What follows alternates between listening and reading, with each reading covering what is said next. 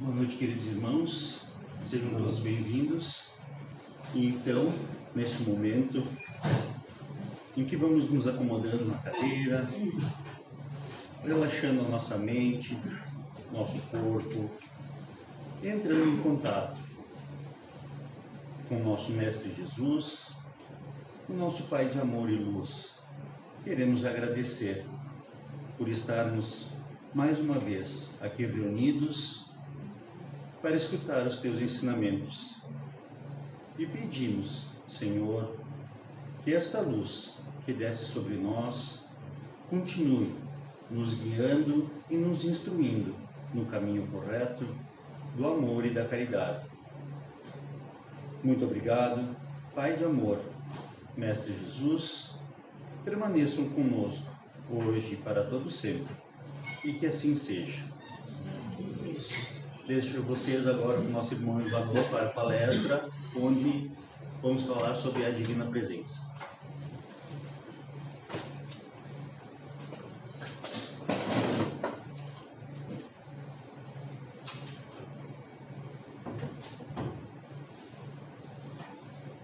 Muito boa noite.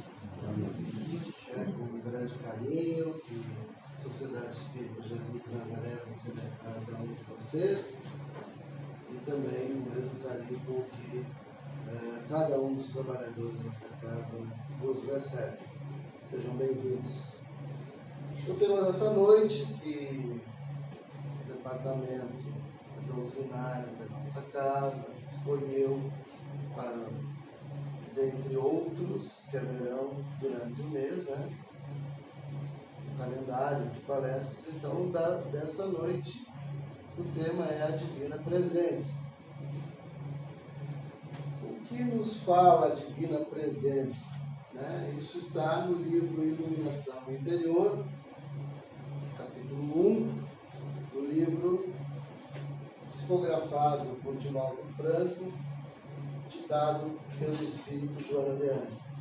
Então, é um livro que nos remete como o texto, o título do livro já sugere, a nossa iluminação interior. O que é iluminar-se interior? É nós nos reformularmos interiormente. As mudanças que nós desejamos tanto ver ao nosso redor, elas começam necessariamente em nós, em nosso interior. E um dos pontos cruciais para essa iluminação, e já não por acaso está no capítulo 1, é identificarmos a Divina Presença.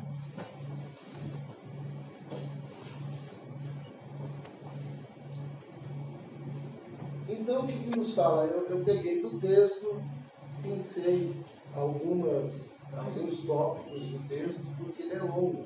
Então, o tempo aqui não seria suficiente para debatermos todo ele. Então, peguei alguns tópicos e, caso vocês gostem, na livraria com certeza vão encontrar esse livro.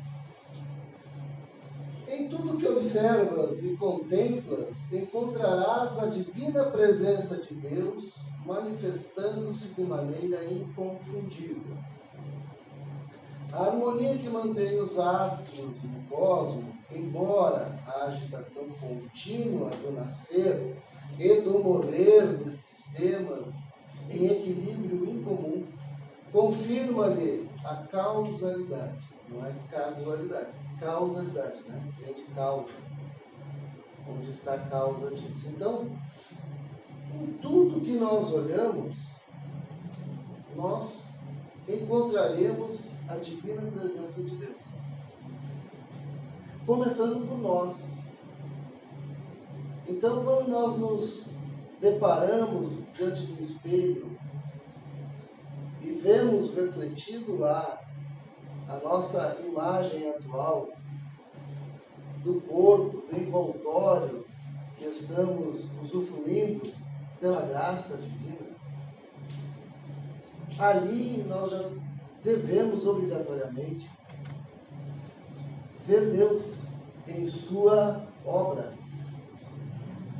E se nós pararmos e analisarmos, além dessa imagem refletida no espelho, se nós pararmos para analisar o funcionamento biológico desse ser, a complexa harmonia em que todas as células desse corpo precisam atuar para que haja, para que se mantenha a vida nesse corpo. O oxigênio que a gente inspira passa pelo nariz, é filtrado, né? As impurezas maiores já é filtrada pelos cílios, vai para o pulmão, faz a troca gasosa, irriga o sangue, né? Faz a troca, oxigena o sangue. Este leva os nutrientes para todos os outros órgãos, para todas as extremidades, em uma complexa teia de veias e artérias, através de uma bomba potentíssima chamada coração, que nada mais é que uma bomba hidráulica, que consegue mandar esse fluido por veias muito finas, que irrigam a pele. Então, todo o funcionamento desse corpo, se formos analisando ponto a ponto, aqui só dei uma pinçada, né? Nós veremos a mágica da presença divina atuando aqui. Porque isso não pode ser obra do acaso. O acaso não consegue construir coisas perfeitas. E o nosso corpo físico, biológico, é uma máquina perfeita. Então, a harmonia que mantém também os astros e o cosmos. Quando a gente olha para o cosmos, né, através dessas lentes potentíssimas, cada vez mais potentes, né, dos observatórios espalhados pelo mundo, quando a gente olha, a gente se encanta com a vastidão do universo. E a gente fica se perguntando, como é que tudo isso consegue se harmonizar? É Deus. Se nós não conseguimos ver Deus nisso, veremos o quê? As condições propiciatórias à vida na Terra, estamos falando da Terra, só da Terra, planetinha que a gente vive, nas incontáveis expressões em que se apresenta, são resultados da elaboração de projetos cuidadosos, objetivando finalidades específicas no processo da evolução. Tudo se transforma incessantemente para melhor. Desorganiza-se uma forma para que outra lhe tome o lugar, mantendo o mesmo ritmo no conceito geral. Então, busquei uma foto aqui muito interessante, né? Uma planta nascendo em meio a uma rachadura no concreto. Até ali, a vida consegue encontrar o equilíbrio suficiente para brotar. E aí, quando nós olhamos para o planeta em si, nós vemos que as condições para que a vida pudesse existir aqui tiveram que ser muito específicas. De novo, obra do acaso? Claro que não.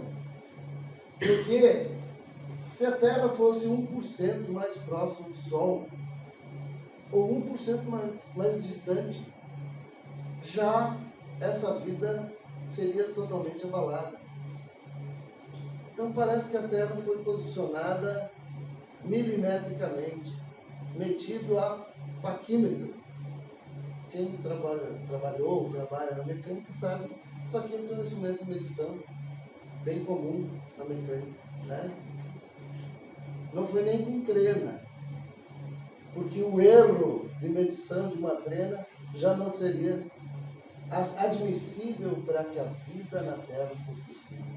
Por quê? Porque a sua distância em relação ao astro rei Sol, ela é fundamental para que a vida biológica, como nós conhecemos, seja possível aqui na Terra. Ah, mas Ivanov, e os outros planetas, então, do Sistema Solar, não tem vida? Não, como nós conhecemos. Essa vida biológica a qual nós estamos familiarizados, né? Dadas as extremidades das suas atmosferas, né? Com muita pressão, muito frio, muito calor. Por quê? Porque as suas distâncias em relação ao Sol não são tão perfeitas quanto a da Terra. Então, tudo se transforma incessantemente para melhor. E nós não conseguimos enxergar isso. Nós não conseguimos ver porque antes das coisas melhorarem, muitas vezes elas sofrem uma desorganização. Desorganização que é necessária para que outra forma lhe tome lugar, mantendo o mesmo ritmo do conceito geral. Então a Terra, no seu início, ela era o caos. No início da formação do nosso planeta, ele era o caos. Todo aquele caos foi necessário para criar as condições, para criar a atmosfera, para que a vida chegasse ao ponto em que estamos hoje. E esse não é o ponto final. Porque nós, não só como espíritos, mas nós como entidade biológica, também estamos em evolução. Os nossos organismos também estão em constante adaptação. E aí, quando os alarmistas vêm e falam porque as catástrofes naturais extinguirão a vida da Terra, são alarmistas, né? Não conseguem ver além do que a sua ciência limitada nos consegue mostrar. Nós nos adaptamos, nós temos a capacidade de nos adaptar. Isso não quer dizer que temos o direito de destruir, de prejudicar e de bagunçar o equilíbrio do planeta. Mas nós conseguimos evoluir, né? Sucedem-se os milênios obedecendo a uma desconhecida fatalidade essencial, que tudo impulsiona para frente. Tudo está em evolução. No máximo, pode estagnar por um período, mas tudo está sendo impulsionado para frente, ensejando mais amplo entendimento da eternidade, do tempo e da infinitude do espaço. Então, o Espiritismo nos vem mostrar que mesmo a vida biológica, a qual por muito tempo nós imaginamos ser finita, ela também se transforma. O nosso corpo biológico, quando se finda, se transforma. Ele volta para a natureza. Mas nós, a vida espiritual, esta é eterna. Então nos dá luz para que nós entendamos que a vida após ser criada por Deus, ela é para todo sempre. Mudam as formas, mas não se extingue. É a transformação. E nisso é preciso que sejamos Deus. Por mais se engrandeça o raciocínio do ser pensante, sempre defrontará dificuldades para equacionar os mecanismos da realidade universal. Somente através dos voos da imaginação é que se pode abarcar, mesmo que sem entender, a grandeza da criação. Então, se nós buscarmos explicar Deus de forma racional, através da ciência, não o conseguiremos. E é aí que muitos filósofos, muitos cientistas se perdem na crença em Deus. Mas Einstein, um dos grandes, Einstein, após ter muito estudado, muito aprendido, lá no seu final já, parou e pensou que tudo que ele tinha aprendido, tudo que ele tinha visto, todo o equilíbrio, todo o sistema funcionando em perfeita sintonia, não podia ser obra da casa. Então, eis que tinha que haver um ser superior comandando. Por quê? Porque ele usou o voo da imaginação. Porque a ciência não consegue chegar tão longe. Porque Deus não é algo que nós consigamos comprovar matematicamente ou cientificamente.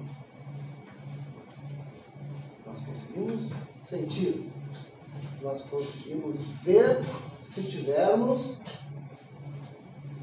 imaginação, se conseguirmos nos conectar no voo da imaginação.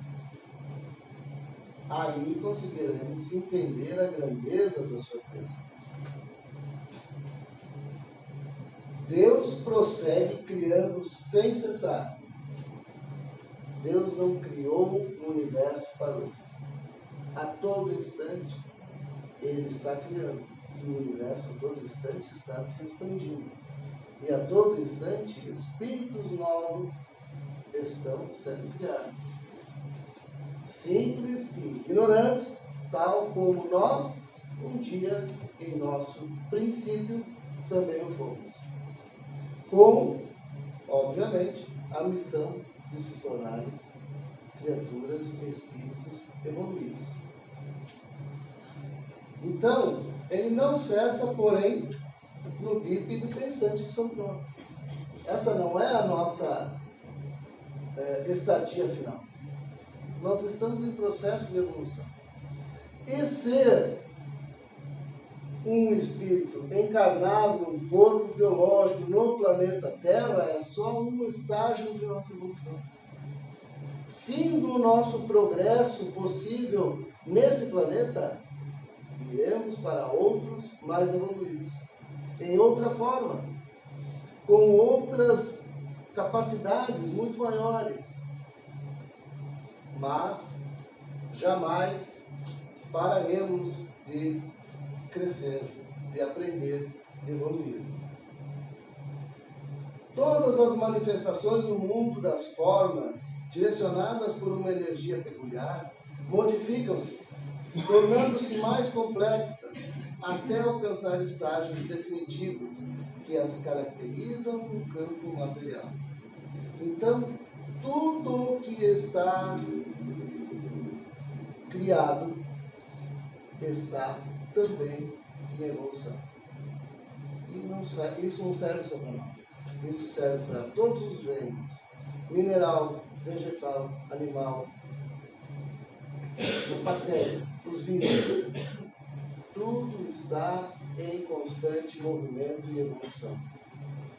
Eis a grandeza da criação do Pai. Pode-se, portanto, perceber a presença divina em todos os períodos. Todos os períodos da nossa história, da criação da Terra, da passagem do homem, desde que o homem surgiu no planeta até o dia de hoje, todos esses períodos nós podemos perceber a presença divina em manifestações de impulsos que conduzem aos diferentes estágios que desaguam no oceano da futura harmonia. Porque tudo está concorrendo, participando de alguma forma para a harmonia. A harmonia é a chave. A harmonia é o ponto em que devemos alcançar. Basta olharmos para nós. de novo o nosso corpo. Se alguma célula, se algum órgão do nosso corpo estiver em desarmonia, estaremos bem? Não estaremos bem. Teremos algum efeito colateral. Uma dor de estômago, uma tontura, um cansaço, uma dorzinha aqui ou outra ali, uma pressão desregulada, né? Ou a bexiga não funciona, ou o intestino não funciona direito, mas alguma coisa não estará bem. Por quê? Porque é preciso a harmonia. Aí vamos olhar para o nosso planeta. As coisas estão bem? Não estão bem. Estamos vivendo um período de guerras, de invasões, né? De perseguições, de divisões, onde estão tentando botar cada um numa caixinha diferente, jogando uns contra os outros. Parece que a gente tem que ser dividido igual lote, rebanho de gado, né? Ah, esse aqui está gordo, esse aqui precisa engordar um pouco mais, ah, esse aqui está muito jovem. O que é isso? Somos todos seres humanos. Somos todos espíritos em evolução. O sujeito que hoje nós topamos na rua, pedinte, maltrapilho, desalentado, talvez esteja ali no espírito, muito mais evoluído que nós, que já aprendeu que não precisa apegar-se às coisas materiais, não precisa do ouro, do brilho, do glamour. E nós, seres superiores, né, passamos e olhamos com desdém. Nós não entendemos ainda que a forma para Deus, a harmonia da forma não é como nossos olhos tortos enxergam. A harmonia está dentro.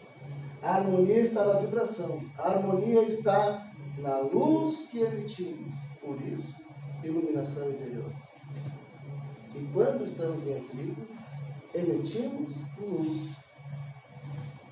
A nossa aura pode ser captada por instrumentos, por máquinas que conseguem detectar o equilíbrio de nossos órgãos pela luz que é a nossa aura, que é, né, o nosso halo de energia, que não é visível aos olhos, nossos olhos carnais, mas que a espiritualidade vê. Tudo e todos, portanto, obedecem a uma planificação superior. Existe um plano.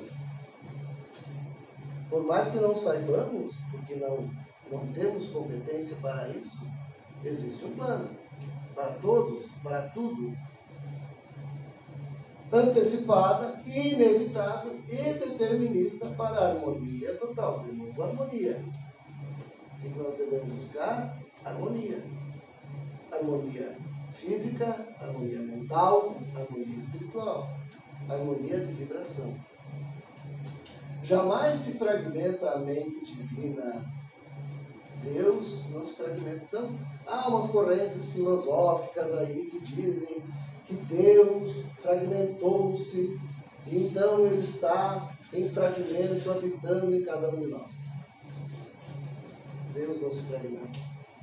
Porque Deus é uno. Ele não se divide. É absoluto. É eterno. Portador de muitos outros atributos. Ele tudo sabe, tudo vê. Na primeira pergunta que Kardec fez do primeiro livro da codificação, que é o Livro dos Espíritos, lá em 1857, quando ele faz a pergunta aos amigos, aos mentores espirituais, primeira pergunta: que é Deus? Não quem é Deus. Que é Deus? E obviamente que a resposta foi tal como nós muitas vezes respondemos para nossos filhos quando eram pequenos. Foi na capacidade nossa de entender. porque se explicar Deus em sua completa acepção, jamais nós entenderemos. Mas eles dizem que inteligência suprema, causa primeira de todas as coisas. Causa primeira de todas as coisas significa dizer o seguinte: antes de qualquer outra coisa existir, antes do universo existiu, quem estava lá? Deus. Mas estava onde? Se o universo não existia, esse é Deus. Porque o universo foi criado por ele. Dá um nó? Dá um nó. Nós vamos tentar explicar isso? Não está no momento ainda. Nos cabe o quê? Entender que Deus existe. Ele é a causa primária de tudo e ele é o Criador absoluto. Que é a inteligência suprema, bondade, inteligência, sabedoria supremas. Então ele é uno, ele é absoluto, ele é eterno, ele é imutável, né? Deus não se zanga, também não fica feliz. Mas como assim? Deus é Deus. Se ele ficasse feliz, teria momentos que ele teria ficado triste. É igual o sujeito que sente frio. Em algum momento ele tem que sentir calor. Não é? Deus não se zanga. Ah, Deus está bravo conosco. Não. Ele fez a lei, ele criou a lei de causa e efeito. E essa lei age em todos nós. Ele é tão perfeito que ele criou uma lei que rege todo o universo por igual. A lei vale para todo o universo. Lei de causa e efeito. Para todo o efeito existe uma causa. Efeito bom, causa boa. Efeito ruim, a causa é ruim. Sofremos. A causa do nosso sofrimento está em nós, em nossos atos, em nossos pensamentos. Agora, de ontem, de 100 anos, de 500 anos atrás, mas em algum momento, nós causamos o mal para nós mesmos. Essa é a lei. Jesus denominou-o como Pai e João Evangelista como amor. Deus, para João Evangelista, Deus é amor. Por isso a importância dessa palavra amor. Seja como for, essa mente criadora é responsável por tudo quanto existe e merece ser identificada em todas as expressões alcançadas pelo pensamento e pela percepção humana, a fim de render-lhe graças e prestar-lhe culto de admiração, aprendendo a amar a obra na qual se encontra em processo de crescimento ilimitado no rumo da sua relativa perfeição. Então nós conseguimos ver Deus em algumas circunstâncias muito facilmente, né? No sorriso de uma criança. Eu, quando me entregaram meu filho, né, nascido na hora, nos braços, eu vi Deus ali, né?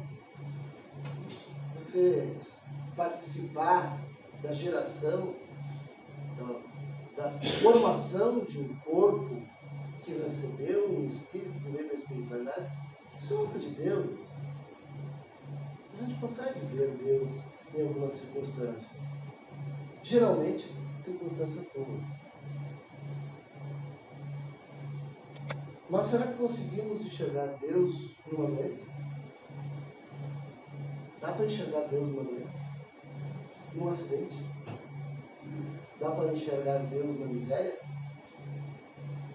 Dá para enxergar Deus na fome, na sede, na terra arrasada? Dá para ver Deus nesses lugares? Se nós pensarmos em que Deus está fazendo aquilo ali, não vamos ver Deus. Porque vai fugir a nossa capacidade de compreensão de que Deus esteja fazendo a guerra. E realmente Ele não está fazendo a guerra.